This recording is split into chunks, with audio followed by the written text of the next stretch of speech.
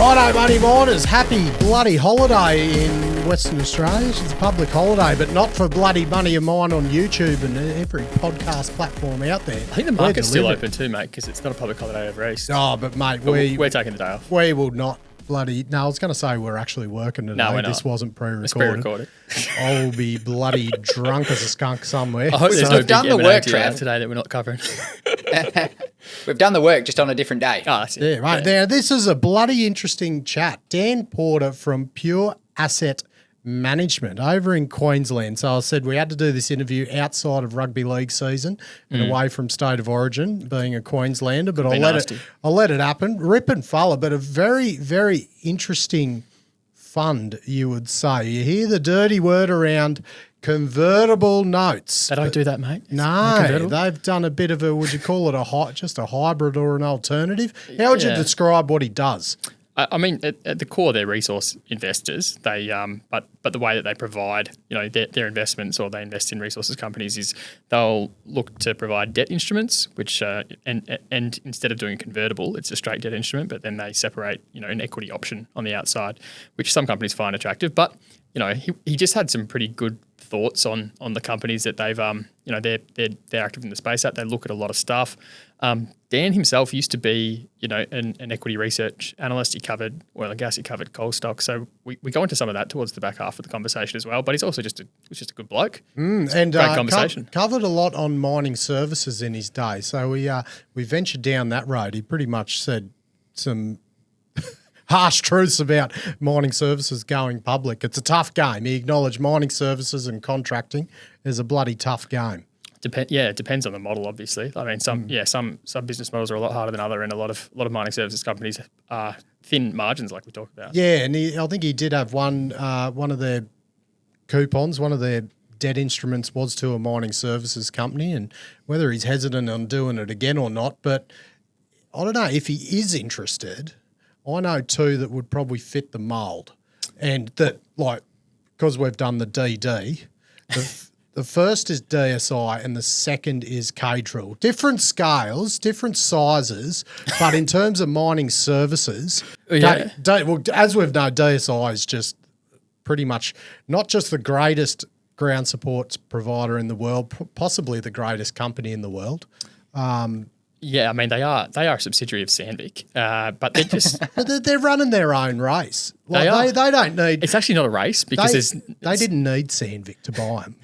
They were quite fine. They would have flourished, but Sandvik obviously knew that they needed that. Sandvik needed DSI way more than DSI needed Sandvik. When they're running their own race, here's the race I picture. Have you ever watched the start of The Dictator? And Sacha Baron Cohen's running the Olympics and he just starts shooting all the people alongside him. That's the race DSI's running. Mate, there's going to be no one left to shoot soon because they control the ground support industry. So, mate, Dan Porter, if you're listening and DSI hit you up for some debt, mate, I'd put zero risk on it. Mate, you'd probably give it interest free. Yeah, you'd probably treat it as a donation. Like Switzerland. It's a donation, really. Yeah, negative interest rate with them. There's mate, DSI, absolute global leaders in ground support, and they're always going to be. Simple as that. And we bloody are absolutely honoured that we're partnered with them. Oh, especially because I love split sets of mesh. I love GUI bolts. Mate, I love a good cable bolt. I love an MDX bolt. I love all their shit. Do you love Derek Hurd? Absolutely love Derek Hurd. I would love to just have a session with him, like a proper day. Yeah. But absolute GC, the bloody ground support industry, mate. DSI. So that's one tick, DSI. K-Drill's a bit of a different one. It's not a direct relationship. We're not saying K-Drill are going to be wanting some debt or anything. Why do you need debt when he's got his arms? Like Ryan's got his arms. They don't need to borrow to get any more capex, mate. They just pierce through everything. Yeah, I think his arms are that big. He's probably just got $50 notes injected into him. Yeah. They're bloody massive. So, but if there's a developer out there, they've got a project, they're heading towards, feasibility, possible construction and everything, and they want to hit Pure Asset Management up for a bit of debt and OPI arrangement. Well, here's how I think about the equation for Dan, right? He needs to know that the company is going to maybe have a bit of exploration upside about him. for him to get comfortable to bloody loan the money Yeah, out. beyond what they're developing. They need a cherry on Kicker top. for the oppies to get in the money. Yeah. Yeah. Yeah. He wants those oppies to come good. Yeah, exactly. So How's he do that? well, okay, you might have, say, whoever's there doing the grade control drilling for the bloody fees and all that. One, if that's not K-drill, that's an issue to start with. And two, if there's not a separate K-drill rig there pumping some bloody RC diamond or air core holes in, to find that cherry you're talking about, Rickard Dinio, don't lend it to them. Put a bloody line through it, move on to the next one. You could probably make it a condition of the debt facility. Conditions precedent. Use K-drill.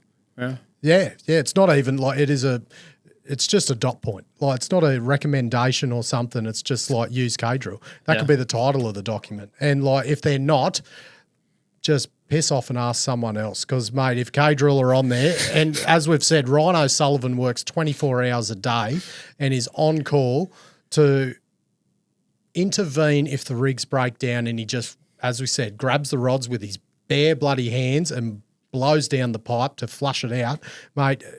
There is no other company that can do that in Australia or the world, but K-drill can. So it's as simple as that. K-drill need to be drilling your bloody exploration holes or your infill holes or your grade control holes, whatever. Whatever bloody hole you got that you want drilled, K-drill drill it, and Ryan O'Sullivan makes sure it's the best one you've ever got. Simple as that. Well said, Matty. Get K-drill. Righto, let's bloody get into the yarn with Dan Porter from Pure Asset Management. One for the finance nerds. This one, you're all gonna love it. Here we go. Rip it.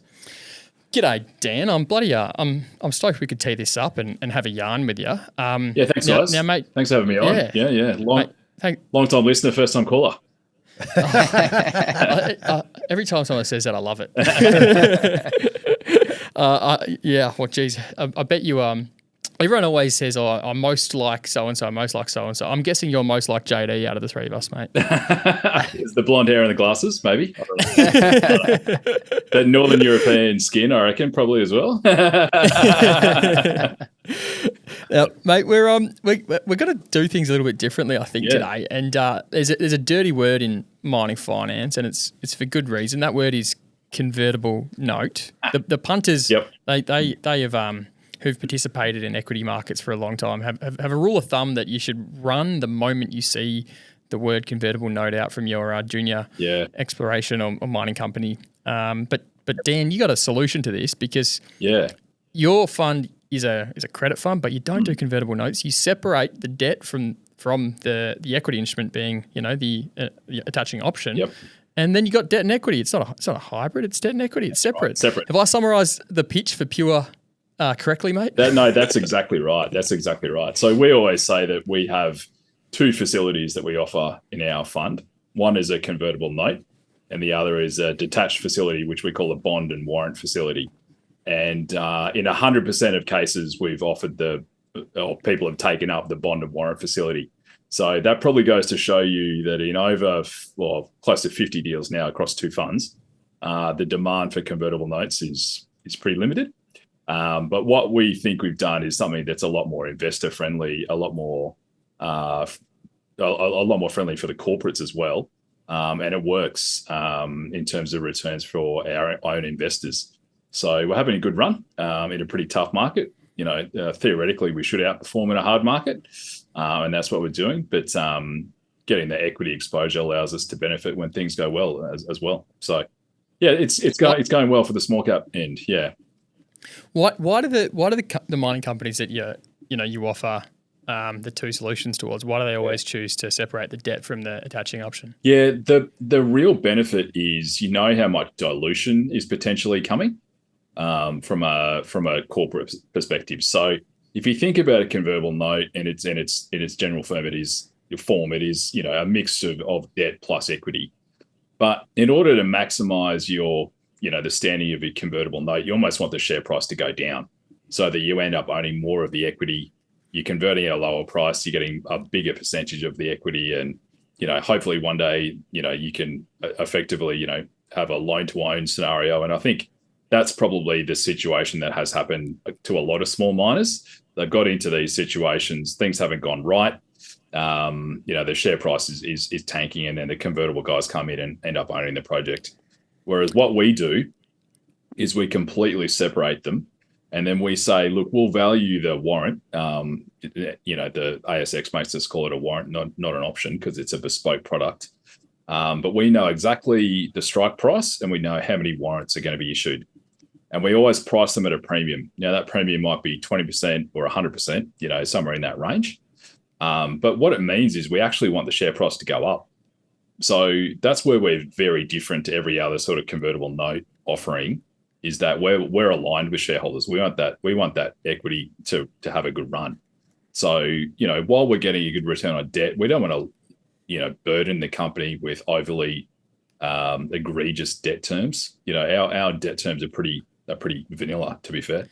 Just 30% interest per annum, and if this mining cycle keeps going the way it's going, 30% will look pretty good. But no, most of our notes go out between sort of 10 and 15%, just depending on the nature of the company and what they're doing. So we're not trying to kill the companies with overloading their balance sheet with debt either.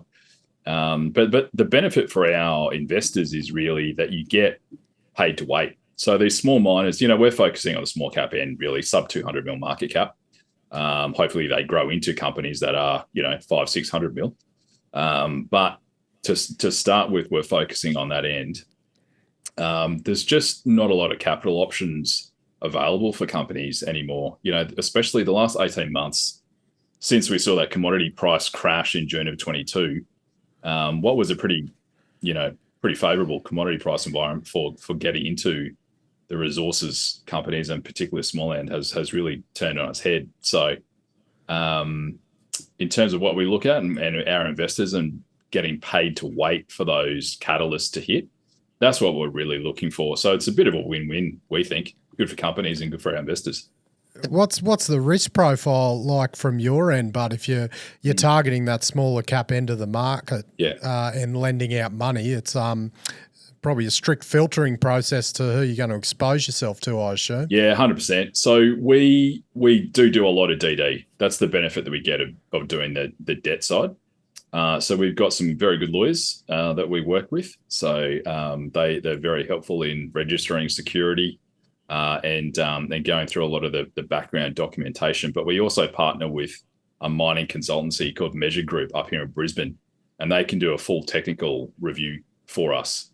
So that's a bit different to, I think, a lot of small cap resources focused funds. We do that extra layer of DD, which, look, it is obviously much riskier end of the market that we're playing in, but we think we've backed some pretty good companies. Not everything goes up in a straight line, but we've had some good wins in that as well. So I think we've managed to pick the risks and waylay them pretty well.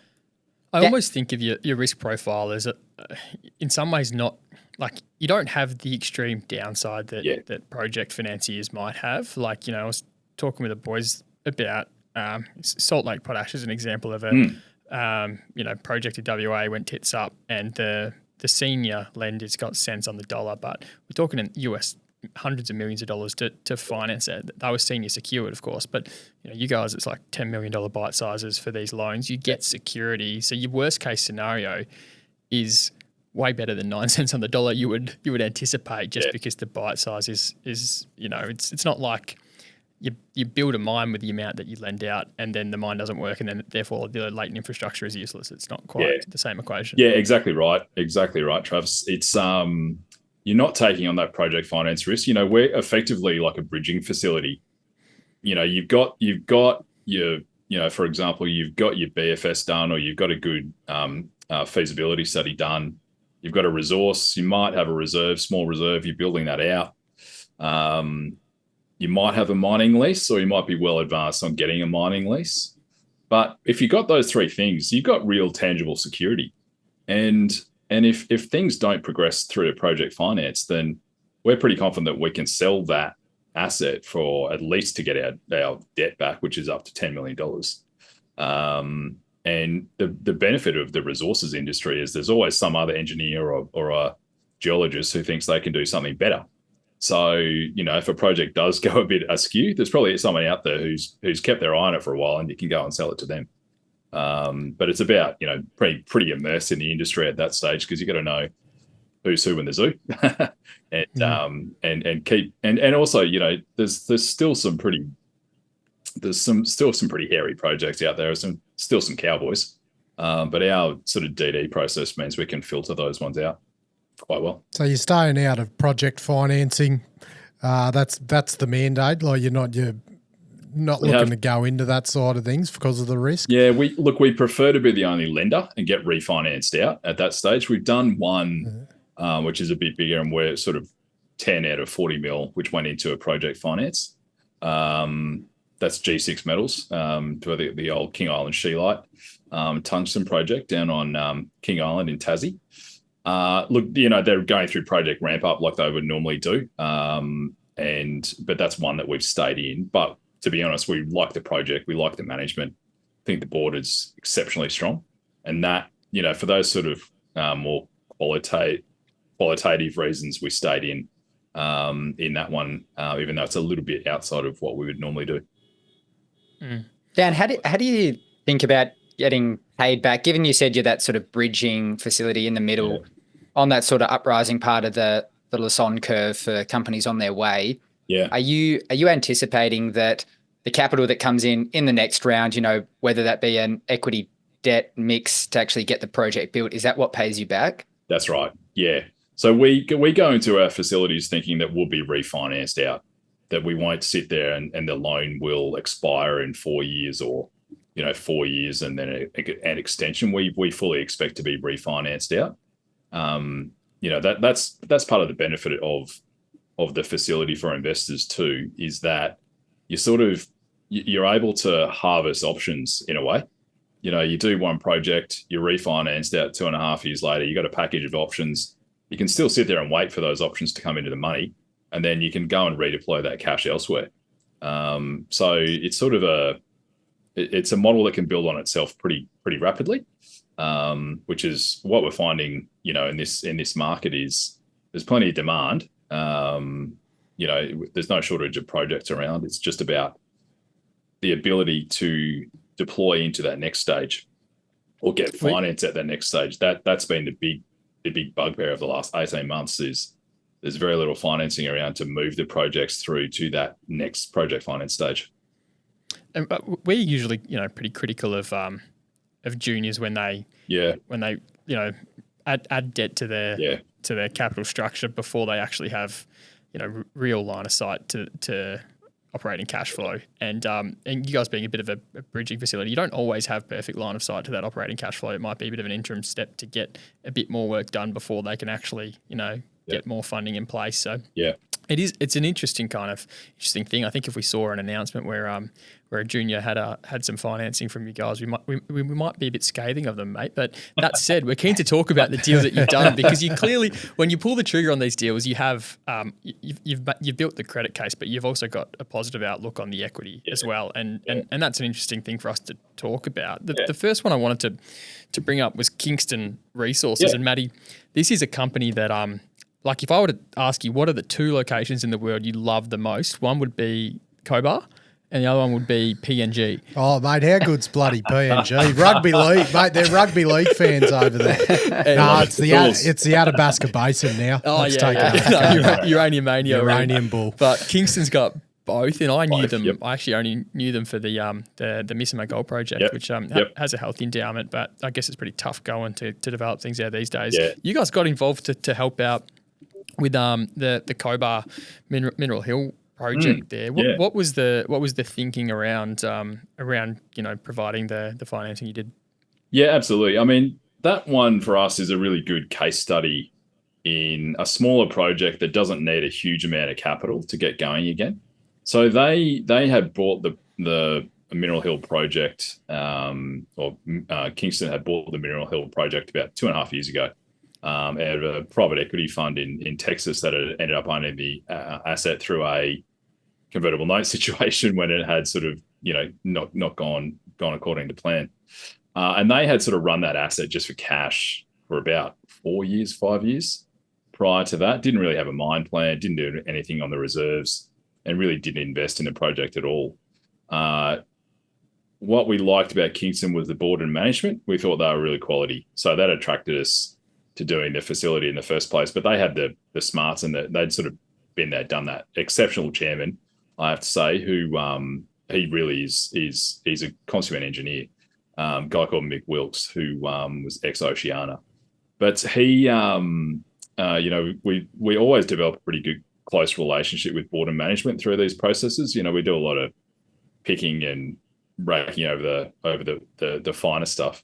So we end up with a pretty good idea of where this project is and where it's going. And we like this one because you could get straight into cash generation. They had a tailings project, and for every 100 tailings project that you've seen, 99 of them don't make any money. And this one actually has made money. It's been run really well. So they've more than repaid. They paid about $23 million for the asset. They've generated about $28 million of cash out of it so far. So that's more than paid for itself. But it had a really good outlook in terms of gold and copper especially, as they move through the project. So it's a bit of a stage project, but one of the reasons that we liked it as well is it's full mining lease. You don't have to go through that whole process. And 20 years ago to get a mining lease might take you 18 months. Now you got a good 7 or 8 years. And it had a mill, and it's only a small mill, sort of 360,000 tonne, but you can expand it. And there's another mill in Southern Cobar, but there's not many around them. So it's a bit of a strategic asset there. And they've got What's the other one? I think it's Hira. Oh, okay. Oh, yeah. Yeah. Gotcha. Yeah. Wow. There you go. Yeah. So there's not a lot in between. So there's a lot that we're pretty favourable on gold and copper here as well. So a lot to like about that one. Now they will need some more capital as they grow over time. We went in fully aware that we're not going to be there in terms of the debt forever. They will get much bigger. So, but it's a project that we really like and ticked a lot of boxes. And hey, we figured if all went wrong, we could definitely sell that project for at least $10 million. So that got us across the line on that one pretty comfortably. Yeah. Geez, you're like bloody loan sharks. Like when you get the mortgage, the high interest rate mortgage, they're like, no, just refinance it in a year. It's a bloody interesting spot to be, isn't it? Yeah, that's a good description, I reckon, because you like the people who use you, they're kind of paying twice for the same money, but they're doing it because they don't have access to other capital. Other capital is even going to be more expensive. Yeah, that's right. I mean, you think about all these miners down here for the last 12 months or so, 18 months, their cost of equity is off the charts. To do a 12% interest rate is not anywhere near their cost of equity. And you think about where interest rates have gone in the last 2 years as well. And I mean, we get inbounds from property developers now, whereas you wouldn't have had that 2 years ago. But property developers doing 12.5% interest rates is not uncommon anymore. So the interest rate game has changed at the small end, that's for sure. Isn't it funny? In one year, 12.5% is unforeseen last year, but now we're all paying 6 or 7 on our home loans. Yeah, exactly. Things change very quickly. Yeah. But the thing is with that, guys, is the optics of it as well, right? Because we want the equity work. We want other people to come into the stock and buy it. So we don't want to kill the company with debt. That's the last thing we want to do. And we're also we're pretty wary of who we invest in as well. There's a time and a place for debt. I get a lot of inbound from explorers and things like that. But the last thing you want is debt in an exploration project, for the company and for us. So we're pretty picky about who we work with. Yeah. So is your fund and the way you do things, are you much better in a higher interest rate environment because you're more appealing, or how does it work from your end? It's a bit of both, to be honest, Matty. When we set up the fund 3 years ago, commodity markets were running pretty strong, and we were seen as a good sort of secondary capital plug. So you might go and raise 15 mil, 20 mil, and put it in a 10 mil debt piece behind us, which was us, behind that equity. So that worked really well. But now it's a case of, you can't really raise equity very easily at this end of the market. It's almost impossible. So we're seen as a very, very much a less dilutive form of an equity raise, right? Because if you think about another stock that we've been into, Comet Ridge, when we invested into them, they've done really well. But when we invested into them, the market cap was 60 mil. We priced our options at a market cap of about, first round was about 110 and the second round was about 150. Market cap's currently 240, 230, right? So all those options are well and truly in the money. But if they had raised equity at 60 mil, they would have diluted themselves to the tune of over $25 million at this point just to raise $10 million. So we're actually saving them money in the long run if you think it's a good project, happy to pay a bit of debt, but you're not diluting yourself anywhere near as much as doing a big equity raise at the wrong price. What's the time period you tend to chuck on those options, Dan? We tend to chuck them about 2 years post the length of the loan. And so that's 4 years sort of standardly? Yeah, 3 to 4 years. So if we did 4-year loan, might be $10 million, 12% interest rate, and 6-year options. Now, the reason we do that, and we always price those options at a premium, as I said, the reason we do that is because it gives us a bit more equity optionality, because these small mining projects often don't go to plan. They take longer and they cost more. We're aware that companies will have to raise more money. So, we do get diluted in terms of our ownership of that company as well. But, because the options are sitting there at the money, it doesn't hold back the stock. What we found, it's not an impediment, or we're definitely trying not to be an impediment to other investors coming in. Gotcha. And what's the thinking then once you've, get to the point, I'm not sure if you've got there yet on any of your stocks where you've actually exercised them. How do you think about it, given you're a sort of debt fund? Yeah. Do you have a policy around how you exercise them and, turn it into equity and sell and give it back to investors, or what's the thinking there? Yeah, I mean, we have our own sort of internal valuations. So when a stock runs up to something and, we think it's fair value, then we'll look to exercise those warrants. Now, we're all equity analysts by background, right? So we've all worked in financial markets for 18 plus years. So, we've got pretty good relationships with the brokers and that sort of thing. So if we want to exercise some warrants, you might exercise $2 or $3 million at a time. You're not exercising huge chunks of shares. So, we've got some good relationships with brokers. We'll go and ask them to place that stock in most cases, or we'll talk directly to other fund managers and say, hey, are you interested in buying this? If we exercise, we can do a direct sale to you guys, which happens as well. So it just depends on the situation, to be honest, JD. It really is it's pretty bespoke. But certainly in this market too, that option, exercising the option, is another form of capital for the companies. So they don't mind it. We're not going to sit there and hold the equity. We are converting to sell, but we're converting at a point where we're in the money and those options are in the money too.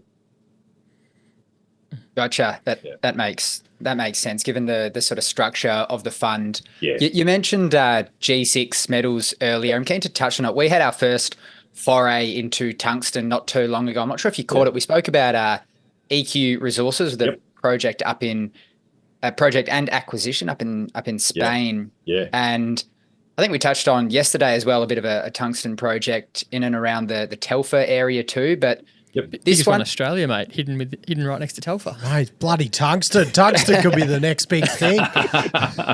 So I'm keen to get into this one in two sort of different ways, Dan. Firstly, I want to hear about how restart projects play into your thesis. Obviously, you spoke about the Lassonde curve, but restarts seem like an interesting sort of niche that you could play well in, and as well get a bit more insight into the world of tungsten down in Tassie. Yeah, absolutely. Look, brownfield restarts is perfect for us because they probably have a mining lease, they probably have some infrastructure, and the capital requirements aren't as big as going in and doing a big greenfield project. And you get security on that infrastructure. Exactly. Yeah, exactly right. So, from day one, we sort of looked at that and thought that's a pretty good hunting ground for us. And a lot of our projects are in that zone. You think about G6 and King Island Scheelite, as it was previously known, it took them 15 years to restart that project in terms of getting permits.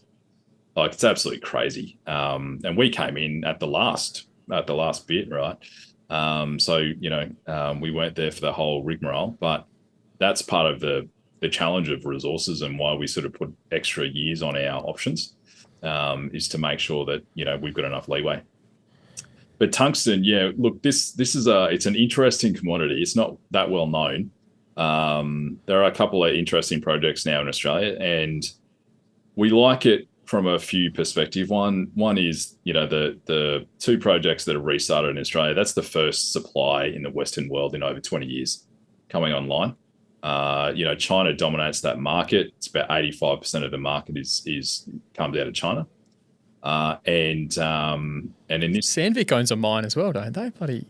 Yeah, they got a test mine where they're at their factory. I don't think it produces. Yeah. It's just where they go and put all the drills and shit down and just... Because it's tungsten's hard, isn't it? So you bloody build drill bits out of it, don't you? Yeah, that's right. Tungsten drill bits and it's got a lot of applications, and but we don't have to sit here. 3 years ago, if we're talking about resource nationalism, people would have laughed at you, but today it's a real thing. And certainly when you talk about allies and things like that, we've got some fairly close allies that like the fact that we have non-China domiciled tungsten. So all these projects are definitely on the radar of Japanese, US governments, that type of thing, and definitely coming into focus, I think, in the next few years in terms of where those economies source their next supply of tungsten from. So one of the biggest uses of tungsten is actually in defense equipment, because of its very high melting point.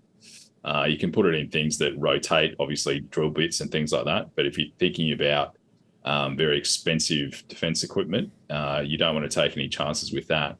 And the melting point of tungsten, believe it or not, is something like 3,500 degrees. It's half the temperature of the sun. It's ridiculously hard stuff, but you use it in a lot of applications that you just don't think about these days. So given those few things, there's not a lot of supply coming on anywhere. The price is remarkably resilient. Even in the commodities downturn in the last 18 months, it's hung in there really well. So we think that's got some pretty good upside. So like all these projects, it goes through a few teething problems. Companies coming up the curve in terms of its production stats. And I reckon in the next 12 months, it's got a pretty good outlook. Mate, pivoting a little bit to the different type of company, I looked at the outstanding kind of the debt book that you got there. Yeah. And I noticed Decmil on there, and Decmil's a company I haven't put any brain effort into thinking about for over 3 years, I reckon. Yeah, yep. But it's not a mining company. So how did this one pop up, and what's the rationale? Yeah. What do you get security on in the process? I mean, yeah. No, they've got a few assets in their portfolio that are a bit left field. A little bit left. I remember they had a big fight with the New Zealand government or something at one point. Was it? Am I remembering correctly? Yeah, they did. Yeah. Yep. And they were building a wind farm, right? Yeah, and the New South Wales government as well, over a solar farm actually. But like all contractors, they've all, to be honest, I cover the contractors space for a very long time on the sell side, and the old CFO of Leighton's once told me that they make more margin inside the courtroom than outside of it.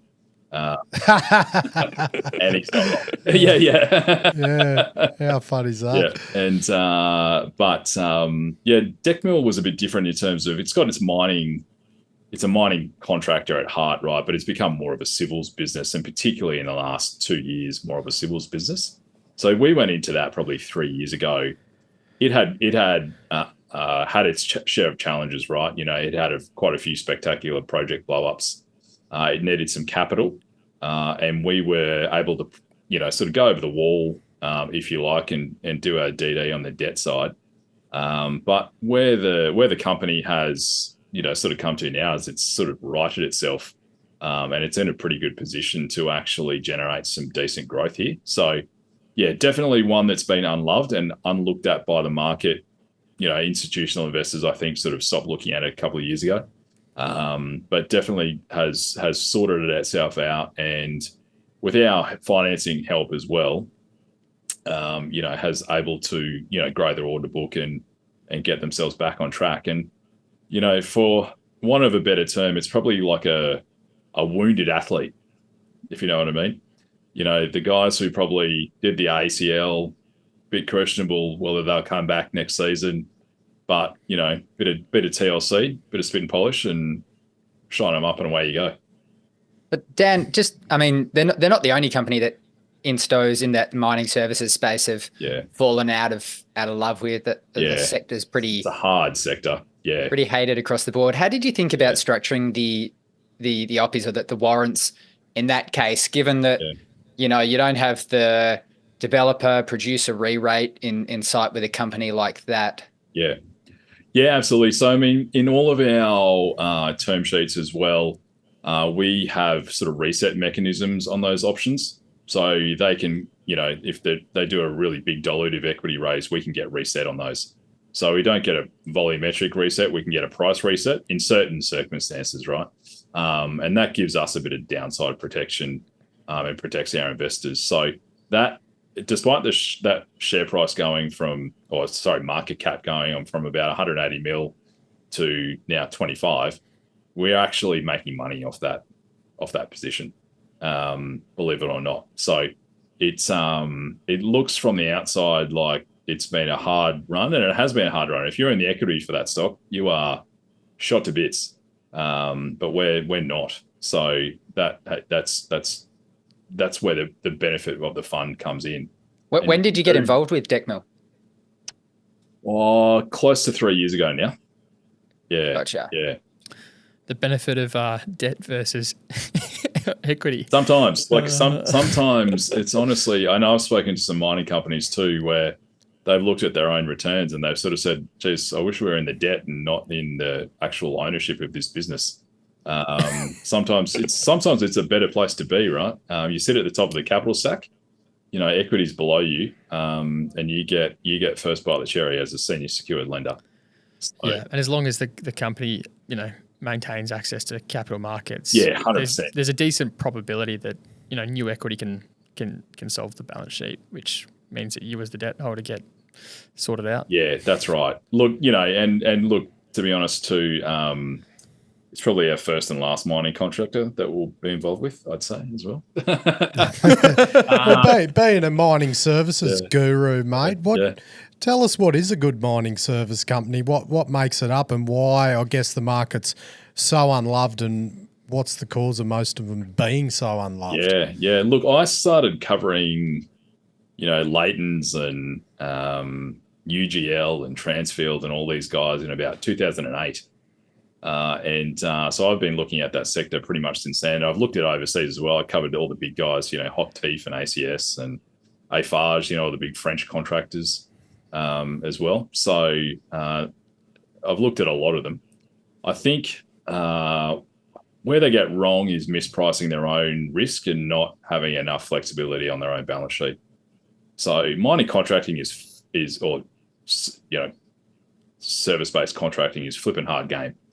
When you look, very fucking hard. Yeah. God, you just, especially in this environment, just throw it in the bank. Oh yeah, far out, because they're only making 2 to 5%. Some. Well, yeah, that's exactly right. And you look at, I always looked at it a bit of trepidation. And as a sell side analyst, there were certain investors that just never looked at it. Right? They were like, "Nah, I'm out. Don't even bother talking to me about it."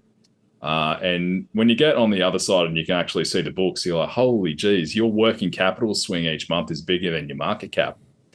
Yeah. It is unbelievable. So I think what separates the good ones from the bad is an ability to assess risk. Like Monadelphous, right? I covered for a long time and went overseas, stopped covering them, came back, met up with the management again, and they all sort of said, "Oh, look, we'd never get into these wind farms and solar farms. It's just too risky." And I asked them why, and they said, "Well, the government is just wanting to outsource their risk to everybody else. They want to be off risk as much as possible."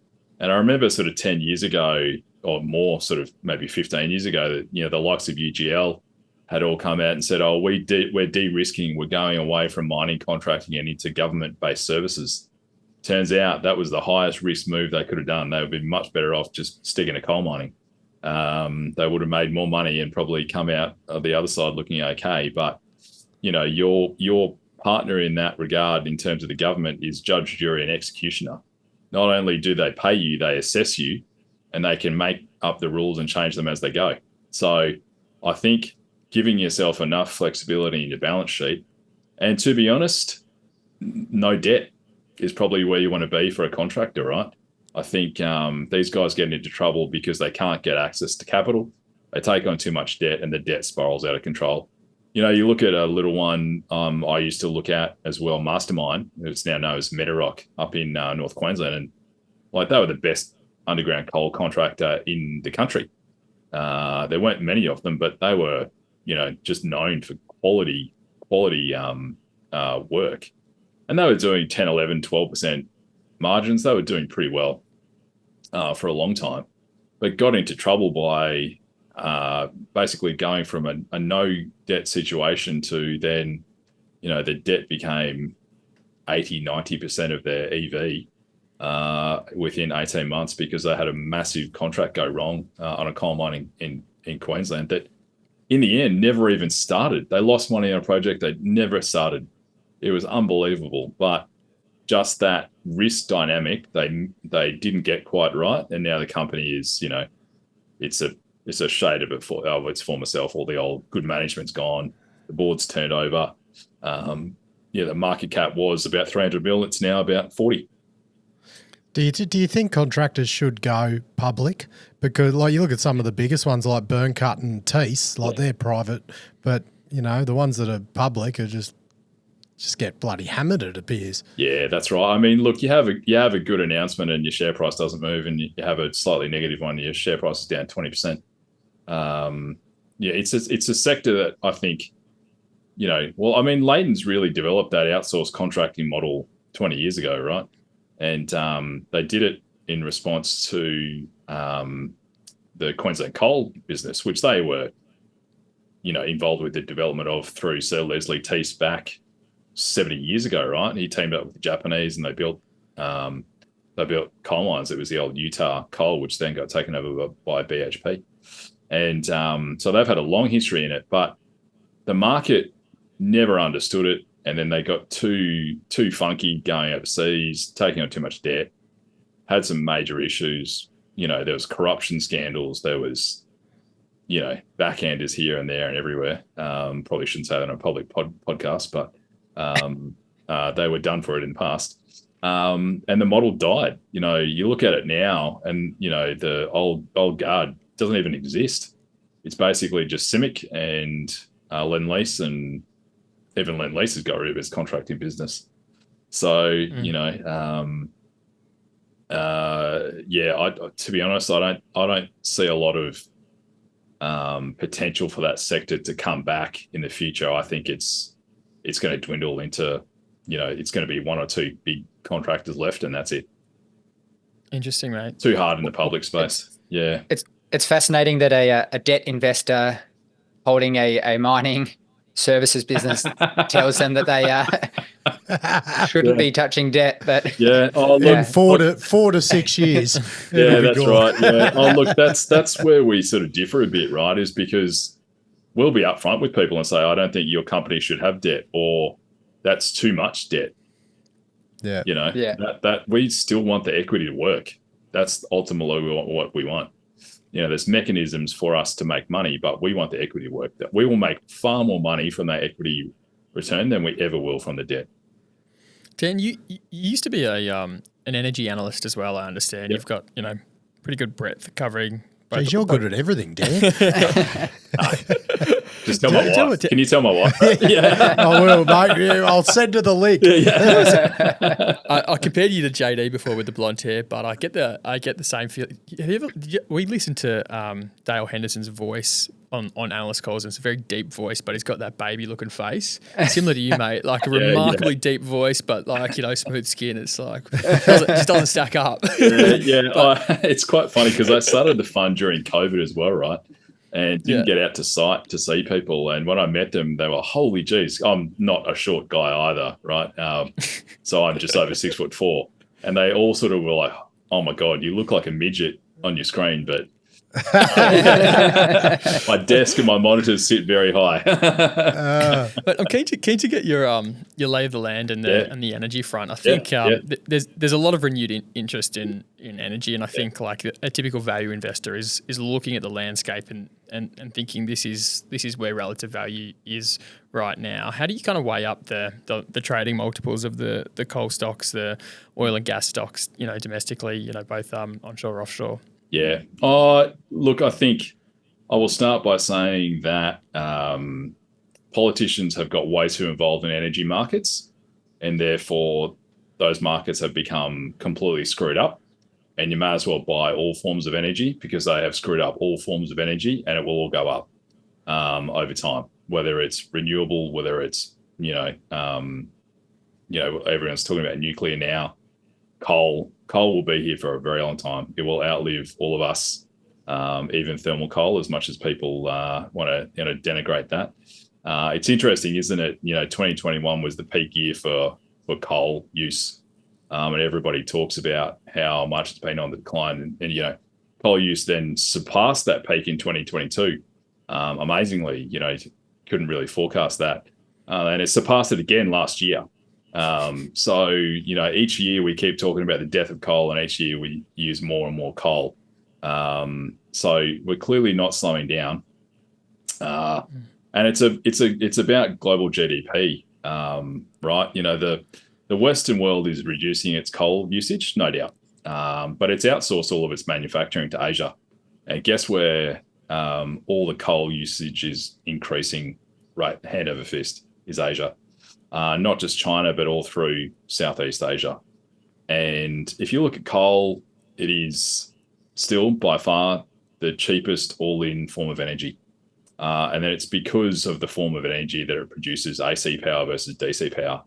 And, you can get solar systems and wind systems that can produce on a per kilowatt generation basis cheaper than coal. Definitely. Absolutely. It goes negative. Price goes negative all the time. But an all-in delivered cost, like getting it to your power point in your home or your factory, coal is still the cheapest form of energy, and that's why it's being built in Asia everywhere. You look at the recent nickel price collapse, and you look at all the big nickel mines built in Indonesia. There's a big EV park that got Inflation Reduction Act funding, and they built coal-fired power stations next to it to fire the EV park. So Indonesia built 5 coal-fired power stations last year to fire their nickel industry. So I think I heard some stat like when an EV rocks up to your door, it's already used 20 tons of carbon to produce it, whereas it's 7 compared to a petrol or diesel car. Yeah, exactly. Yeah. Exactly. Yeah, so I covered the coal space for a long time, you can probably tell. But I think your question, Travis, about trading multiples and that type of thing, it reflects a big shift in investor base. You look at the Aussie market, 70% of flows now are big industry super funds.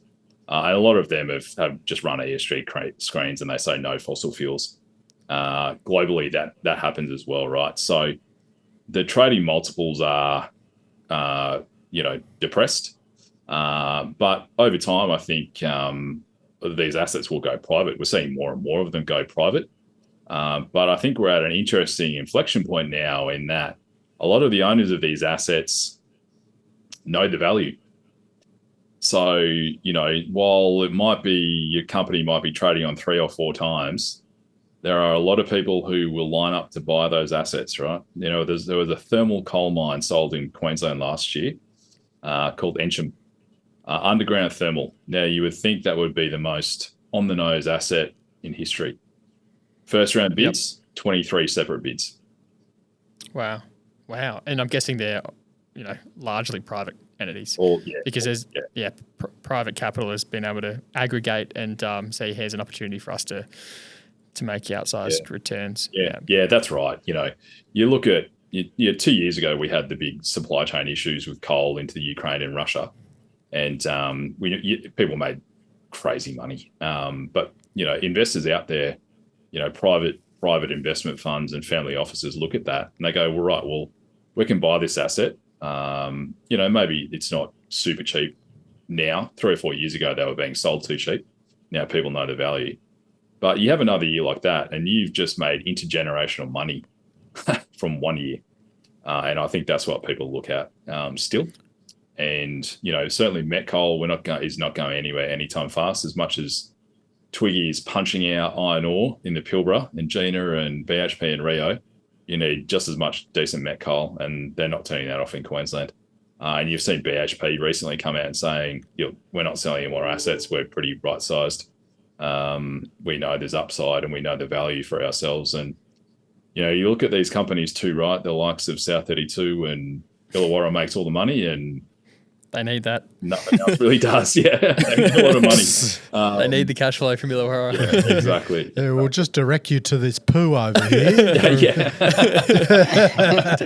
Dan, how do you, if you were to kind of, surmise the relative, coal stocks, what's the the one line takeaway when you think about, Whitehaven versus Stanmore versus Yancoal, even versus New Hope versus a Coronado? Like, what are your big takeaways looking at the landscape of ASX coal stocks? Yeah, it's interesting, isn't it, that a lot of these companies have bought assets off the majors and they're doing a lot better with them now. There were sort of minnows previously. Even New Hope bought Bengala off Rio, probably 2018 now. Everyone said at the time they paid too much for it and they made it back in about 2 years. I think we're at a point now where you've got to back good management teams, and there's some actually really good management teams in these companies now. It's Stanmore and New Hope. These guys genuinely know what they're doing. There is cash out there for asset acquisitions, and when they come up, these guys are not afraid to bid. Right? There's some bids going on at the moment for certain assets of publicly listed companies, and there's some big numbers flying around, and they're all from domestic Aussies, and some of them are listed. So you can still get access to capital. They will still grow. The assets will always trade at a discount in the public sector, but before Whitehaven bought the BHP assets, they were pretty much trying to take themselves private through ongoing buybacks. And I think that's where the assets will end up over time, but it's probably a case of buybacks to take them private. How do you think about royalties in the context? Yeah. We obviously saw the big ones in Queensland. Yeah. And you're based in Brisbane, are you? I am, yeah. Are you talking about government royalties and the the government, whether that be state, federal? Yeah. Oh, look, the sector has pushed back on them very hard, and rightly so. When you look at what Coronado and these guys paid out in royalties, you can get pretty good line of sight. I think they paid almost $1 billion in royalties in the last 18 months on that alone. The Queensland government, when they brought the royalty regime in, they were talking about increasing royalties by about $2 billion a year. That ended up being closer to 16 by the time they were done with it in the first year that was in the sector. So look, I think it'll be a bit of a political bargaining piece. I think Queensland has a bit of a different view on coal because it's such an ingrained part of the economy. You can walk down the street and have a chat with anyone, and most people will, even if they're anti-coal, will sort of say, well, look, it pays for all the roads and pays for the bridges in Brisbane, and without it, half of Brisbane would disappear in terms of just support services. So look, I think the New South Wales government increased them recently, but they were pretty measured in their increase. It wouldn't surprise me if the Queensland royalty scheme is wound back a little bit. There's an election later this year. I think the ALP government is in at the moment. The LNP is sort of in the lead in terms of polling. And it wouldn't surprise me if there's a bit of a bargaining chip. Now, you look at what's happened now in terms of the big guys, and particularly say a Mike Henry at BHP, and he's not investing in Queensland anytime soon, that's for sure. By the time they put the royalty regime through and then these changes in IR laws, he's putting all of his focus into South American copper, I'd say. Yeah, he was very, very vocal about that. Yeah. Oh, and it has created a real international rift as well, JD. I think that's the important takeaway is, even the fund that we run, or I run it, and at Pure, we're not a huge fund, right? But I get contacted by Japanese government officials asking if I know anyone who's got thermal coal. They're very worried about it. They are very worried about how they get access in the future, and they're worried about gas as well. All the rhetoric on gas, and I think the Federal Resources Minister has made some overtures lately, and she's been in Japan, and I think there's been a lot of apologies behind the scenes. So, you've seen also the likes of, say, Chevron CEO come out and say it's an absolute, political nightmare to work in Australia now. CEO of Chevron did not say that on a whim. That's probably gone through 25 sets of hands, PR, lobbyists, chiefs of staff, everything, before he goes and says something like that. Japanese, similar. They don't say things in public that they don't mean. So they've been pretty vocal. I think it's, the resource nationalism is a big thing, but from our allies' perspective, I think even they're looking at Australia going, this is too hard now. This has created a risk. So I think it will be walked back a little bit, but it won't be walked back the whole way. I think, if you look at the supply and demand dynamic of fossil fuels, demand keeps going up. There's not a lot of new supply coming on. It means the price will keep going up over time. So if you've got those assets like Queensland does and New South Wales does, making a bit more on the royalty is probably the offset for allowing you to keep going in that sector for as long as you can. Yeah, it's a fascinating balance that you touch on there between the people wanting to support the industry because it employs people, as well as reaping the rewards in terms of infrastructure and those things, and on the other hand, disincentivizing investment. Yeah, absolutely. I think you've nailed it there, JD. Yeah, absolutely. Yeah.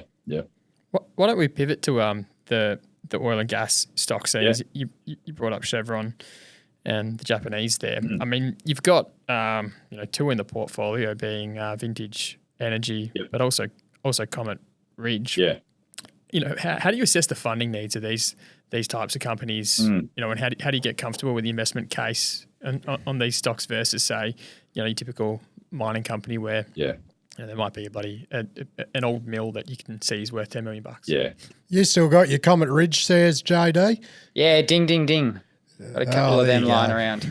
Bloody, he's trying to sneak her in. Nah, we'll chuck it in the intro. Keen to hear your thoughts, Dan. Yeah, absolutely. Two very different projects and invested for different reasons, but the same thematic really.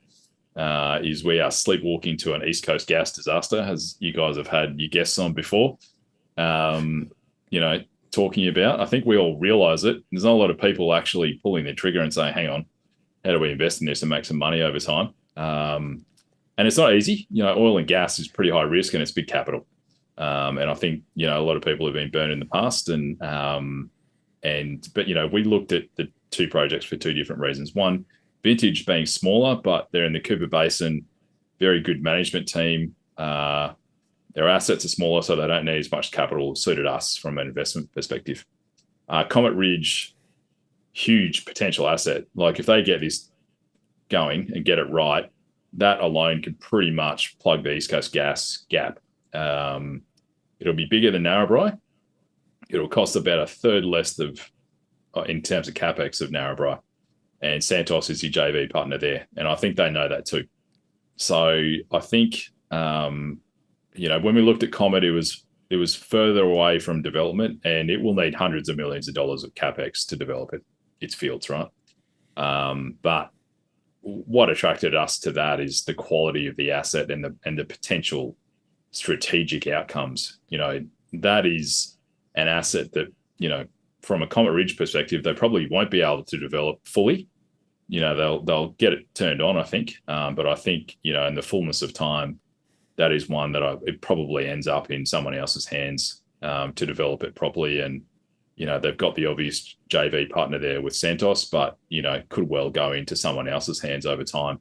Hopefully they take it out at a price where your oppies are in the money, mate. Yep, absolutely. Well, they already are, aren't they? They're well and truly in the money. Yeah. Sorry. Oh, you beauty, Cobar. Yeah. No, Hopefully you lose the state of origin then this year, even things out. No, it's interesting. What are the relative differences in the permitting pathways for both Narrabri and Comet Ridge? Yeah. Look, yeah, very, very different. Queensland government is, they understand that we need gas. As I said earlier, Queensland's a bit different. It's not to say it's easy. There's probably one half the government says, yeah, we need gas. The other half says, well, we're not going to need gas in 5 years, so why would we approve another project? So there's a bit of a dichotomy in there. But what you don't have as much around Comet is the public introspection that you do at Narrabri. The lock the gate people. Now, I grew up on the Darling Downs, right? And lock the gate when I was a kid was a good thing. It was farmers and it was people protecting their property. And there were some really bad things done by the gas industry back in the day. It got hijacked by some pretty extreme types, though. So Lock the Gate now is a lobbyist activist organisation. It has its place, but in some cases, and in terms of Narrabri, it's probably gone a bit too far. So they're throwing court injunctions and that type of thing all over the place. What I think Santos also probably has realised is it's very expensive to develop the gas there because of the faulting in the ground. So if you'd looked at, say, a Whitehaven result and you looked at Narrabri and the underground operation they've got there, they hit faults all the time, right? Their underground panels don't have a great runway in terms of life before they hit some pretty hard rocks. And the same thing will happen with the gas as well, as they hit a lot of faulting. So where you can get very, very long lateral wells in Mahalo in Queensland for Comet Ridge, and you're talking sort of 4 kilometre long wells, you're probably going to have to do very short laterals or almost verticals in the coal seams in Narrabri. And that's why the capex for Comet Ridge will be so much less than Narrabri over time. And it means your productivity is going to increase. So your cost of gas is lower at Comet Ridge, and you'll probably be producing quite a bit more of it. Even though Narrabri is sort of slated at 110, 120 TJs a day, production. Mahalo will probably beat that, and I doubt Narrabri will ever get there because of that geology factor. Now, that's not a knock on the Narrabri project. It'll probably still happen at some point, but Comet has a much easier path because it doesn't have that activist bent around it. Brilliant, mate. I've really enjoyed getting your insight on both the investment thesis and also some energy intel. I find it a pretty interesting thematic, and appreciate you taking the time to chat with us all the way from the East Coast in your evening. No, absolutely. No, it's not getting too late over here, so always good to chat with you guys. And well, not that I've always chatted with you, but always good to chat about the sector and have a good chat with some like-minded types as well. So when I'm over in Perth, I'll look you guys up. Yeah, for sure, mate. Don't come near me May, June, July around state of origin. I don't talk to Queenslanders during that period. So out of league season, that's all. We'll do as many interviews as you want. Absolutely, but I'll get a bit shirty around that period. You're from New South Wales originally, are you, Matty? Yeah, I was born in Inverell, not too far from Toowoomba. Yeah. Bloody same sort of bloody temperature, cold as fuck. I'll come over here and it's like, it doesn't even get below double-digit degrees here, and everyone's got bloody wood fires and bloody onesies and thinking they're in Antarctica. I'm like, years ago, come to -8 once in your life and you'll get a bloody taste for it. Far out. Exactly. People never believed me when I told them I was from Toowoomba and it used to get cold. People wouldn't believe me that it was you could get cold in Queensland, but it's bloody freezing there in the winter. Oh shit, yeah, and bloody hot in summer. Yeah. I've got a bit of a rule, Dan. I'd love to run it by you to see if it stacks up. and that's that if an ASX mining company, if their corporate directory says that their head office is in Brisbane, but they're not a Mount Isa copper play and they're not a coal company, then you should fucking sell the shares. Oh no, it's better than the Gold Coast. The Gold Coast is worse. Gold Coast is a red flag. Yeah. It's quite funny. There's some brokers down there. There's still like a handful left, and you sort of get your back up. As soon as someone says I'm a broker from the Gold Coast, but there's one of them down there that's an absolute weapon, and it's amazing. And it's a bit like us. You have to introduce yourself, and you go, "I'm not here to screw your company up. I actually want to help." He's the same sort of thing where he goes, "Oh, look, I'm not your traditional white shoe, real estate salesman. I'm actually know what I'm talking about." No, we're planning a bit of an East Coast roadshow sometime this year, mate. Good. So we'll tee you up for a catch up. That'd be sensational. And if you're over here, make sure you let us know. Absolutely, should be over there shortly, guys. I'll look you up. Oh, beautiful! Thanks for your time, Dan. Great to chat, mate. Yeah, thanks. Yeah, guys. no, we've got a Thanks fridge full of piss here, mate, so you can come knock yourself out. Right, good bloody yarn. Gee, you wouldn't think he's 6'4", would you? No, but yeah, mate. Not at all. What a deep voice. Very misleading. No, bloody good insight into the mining services and everything, and just as I said, hybrid alternative. Like the sound of it. It's is there any more out there? What'd you say? Nabari? Who does similar stuff? You see Nabari, they lend a fair bit. Sometimes there's a similar kind of lending structure that Nabari do, but you also see GCI do some of this stuff too. I think both of them are bigger lenders or credit funds. GCI, if they drop that I off, they get a lot more business. Right. I was waiting for that. Thanks, Ape. Dan. Thanks, Ape. Lads. And thanks to all the bloody legends that keep the lights on for us. VRIFY, InvestorHub, DSI Underground, Spec Power and Technology, McMahon Mining Title Services, Anytime Exploration, KCA Site Services, Brooks Airways, and the one and only K-Drill. Rhori Money Miners. Hooroo. The information contained in this episode of Money of Mine is of general nature only and does not take into account the objectives, financial situation or needs of any particular person. Before making any investment decision, you should consult with your financial advisor and consider how appropriate the advice is to your objectives, financial situation and needs.